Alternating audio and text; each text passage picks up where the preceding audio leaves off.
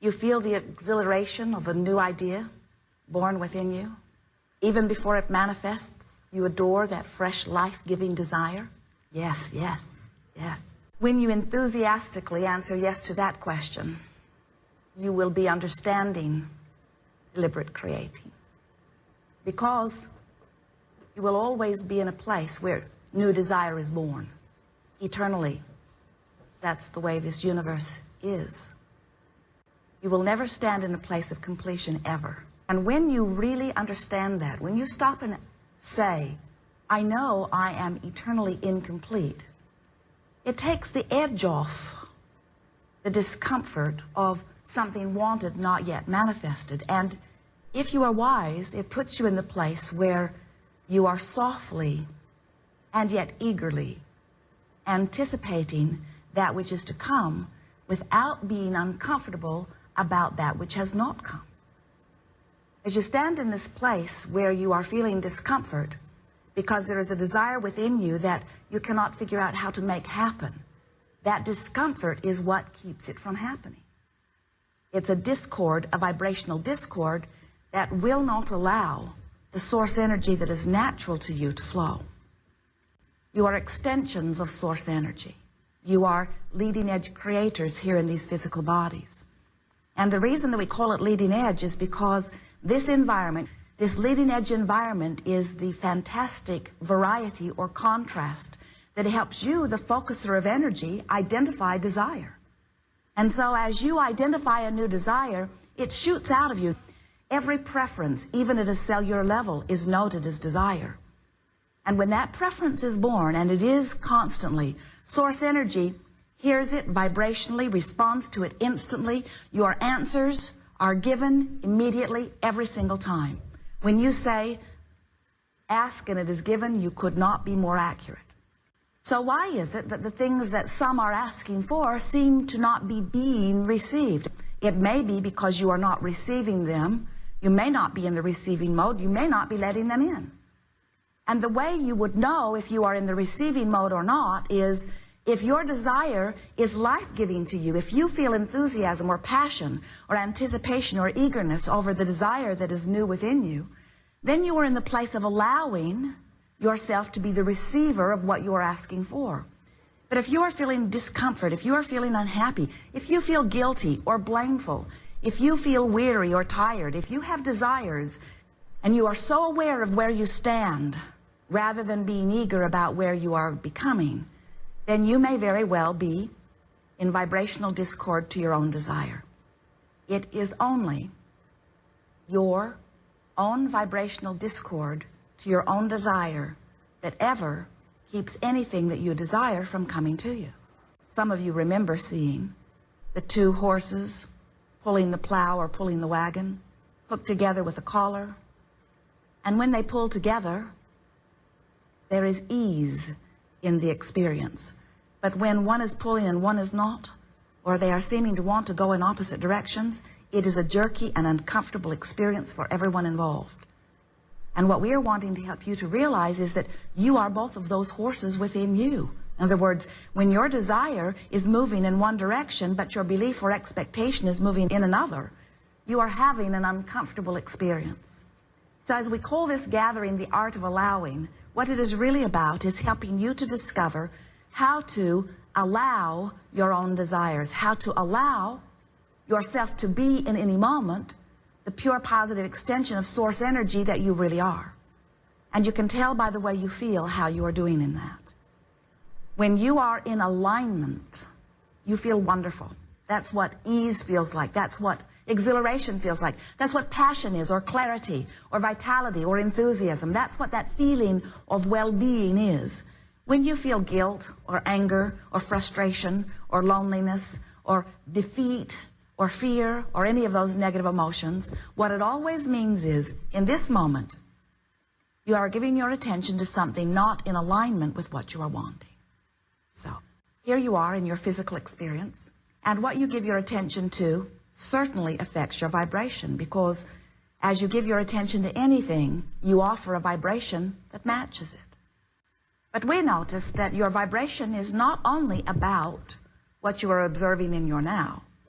that sometimes you are carrying over sort of habitual vibrations from before.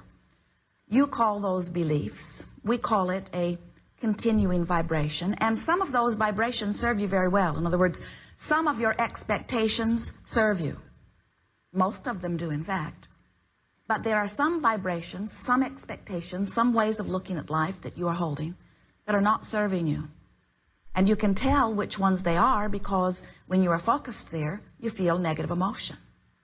As you have experiences, even at early ages, you learn patterns of thinking, patterns of approaching things. You literally pick up the way you respond to things from those around you, from what you hear, from teachers, from friends, certainly from your parents, from each other. And some of those patterns of thought, as you chug along with them now, cause you to be a vibrational match to what you want, but some of them do not. So what we are suggesting is that it would be extremely valuable to you if you were to begin to practice some exercises where you could choose what you want to be active within you, where you activate vibrations within you and practice them on a regular enough basis that you get this sort of momentum, vibrational momentum going so that it is less likely that you will stumble upon those old thoughts. When you go home, for example, and you see the familiar places and you hear the familiar words and you hear the familiar voices, it is a very normal thing for things that may not have been active within you for some time to become activated again. And we want you to not be fearful about anything that's activated within you because you certainly have the ability at any time to give your attention anywhere you want. We suggest a process that we are calling virtual reality. You may have used something similar to it under the name of creative visualization or using your imagination, for certainly it is all of that. But the game or process of virtual reality goes like this. You choose a place, some place that you feel are very good odds of you feeling good when you go there in your mind.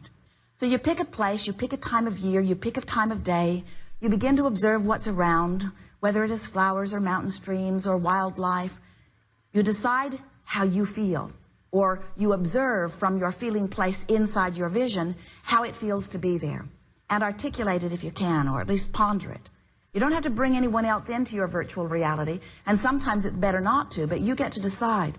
So bring someone with you, give them a good mood, acknowledge your good mood, speak a few brief words, and then leave your virtual reality.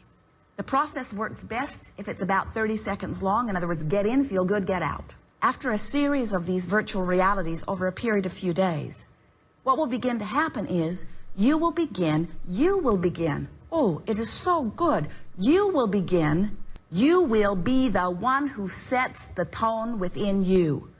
In other words, rather than letting something that happened when you were a child still be the reason for the dominant vibration within you, rather than letting the financial hardship of your parents still be the vibrational basis on which you are disallowing abundance into your experience, rather than allowing some abusive relationship of the past of setting the tone for what you let in or don't let in your experience, you decide here and now, you say, I'm going to set the tone of my own vibration. I am a vibrational transmitter and receiver. I am an extension of source energy. I am on the leading edge of thought. This variety is giving me all kinds of clarity about what I want. It is time for me to choose how I offer my vibration, because you can choose a thought that puts you in the place of allowing what you are wanting, or you can choose a thought that does not put you in the place of allowing what you are wanting. But the most important thing that we want you to hear is you are choosing the thought. Many of you are not deliberately choosing thought. In other words, you'll say, there is some factual thing in my life. Something is happening with my mother and I cannot help but notice it. Or something is happening with my finances and I cannot help but notice it. I have to face reality. And we say, sometimes you do, but not all the time. And if you will give yourself a vacation from the reality that you are facing, then you will give yourself a vacation from the vibration that is holding you in the place of not letting in what you want. But you're not going to give yourself a vacation from these without deliberately deciding that you're going to begin to choose some thoughts that set your own vibrational tone. Virtual reality is the place where you choose how you want to feel. And the thing that's nice about it is there's not something else in your virtual reality that's calling you someplace else. In other words, it's like meditation in the sense that it's this fresh, neutral place, And as you get the hang of it and begin to play with it a little bit, you will become addicted to virtual reality. You will find yourself so easily able to choose a vibration and make it your dominant vibration. Do you understand what this game of virtual reality will do? It will cause you to be in the place of allowing. And when you are in the place of allowing, those things that you have been wanting flow easily into your experience. It's always been that way for you. Every one of you have been living every one of these successes over and over again. We're just wanting to point it out in very obvious fashion for you so that you will understand once and for all that you have creative control of your own experience. We want you to reach this place where never again do you blame someone else or some other time or some outside circumstance for what is not happening in your experience the way you want it to happen. We tease with our friends as they are complaining about this and that and the other, and we say to them, somebody should do something about that. And they laugh because they know that we always mean, and the only one who can do anything about it is you, because you are the only one who can adjust your vibration. The other day, Jerry and Esther were in Texas, and they had been gone for several weeks, and they were home for 1 week.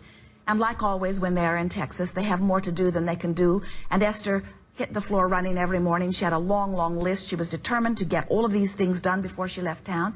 And about midway through the week, she was pretty ornery. And she knew it. But she said to Jerry, I don't have time to delegate. And I don't have time to line up my energy. I don't have time to do any of the things I know I'm supposed to do. I've just got to make this week happen. And then a friend who had worked with them before stopped by. Someone Esther adores. Someone who adores Esther. And as this sweet young woman visited with Esther for 5 or 10 minutes, Esther felt Esther come back. She felt her joy return. She felt her clarity return. She felt her well-being return. And when the friend left, Esther said to Jerry, that felt so good.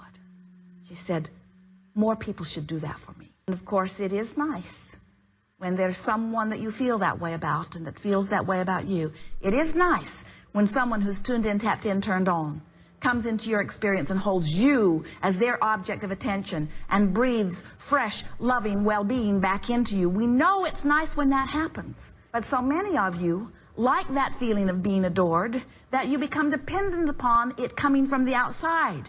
And so you expect others to always do that for you, and more are not going to do it for you than are going to do it for you.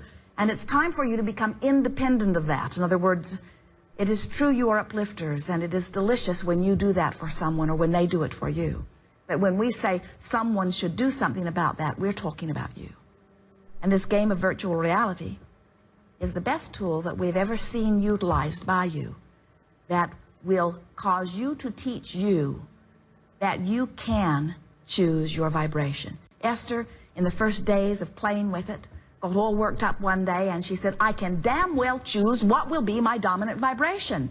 It's time for me to choose what is my dominant vibration. I'm not going to let it be something that's happening someplace else. I'm not going to let it be something that's happening in my neighborhood or in my community or in the Middle East. I'm not going to let others in whatever mess they've gotten themselves in, even if it is someone I adore like my parents, I'm not going to let that set my tone.